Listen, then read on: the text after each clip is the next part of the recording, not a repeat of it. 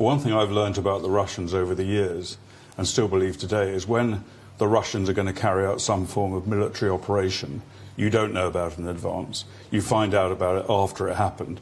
And I think a lot of the talk about they're going to invade at 3 a.m. yesterday morning, that no doubt comes from intelligence, and the intelligence will be intercepted signals communications by the British and the Americans of Russian communications. But of course, it's quite easy for them to provide disinformation and to tell people like Joe Biden indirectly and Boris Johnson that we're going to invade, we're planning to attack. And disinformation is something the Russians are quite good at. They're great at it, and they're great at disinformation and also surprise. That's the key thing, and of course in warfare, surprise is a battle winner. So I think, yeah, I think it's possible they could invade. I think maybe even President Putin doesn't yet know whether he's going to invade.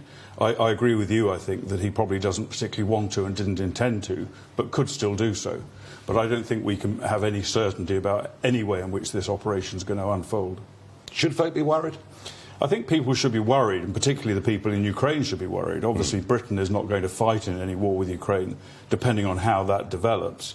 I think we've done a great deal. We've done the right things in terms of supplying weapons, anti-tank missiles to the Ukrainians. We've given them the utmost support. The British national anthem is frequently played in Ukraine at the moment.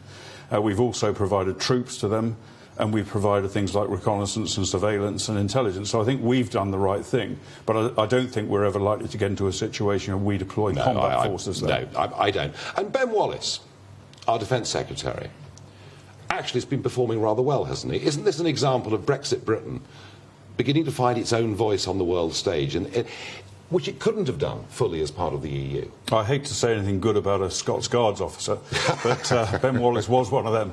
But no, I think he's done very well. I think the government as a whole has done very well over this.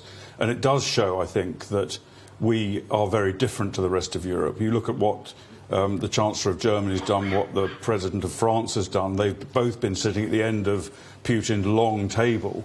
And it amounts to nothing more than appeasement. And I think one of the worst things that the other European countries have done, some of them, France and Germany, is to encourage and pressurise Ukraine to accept the Minsk protocols, which would mean surrendering a large part of their sovereignty, putting Putin's proxies into parliament in Ukraine. I think that sort of smacks very much of Munich of 1938. And that's what Ben Wallace referred to at the weekend. Yeah, absolutely right to do so as well.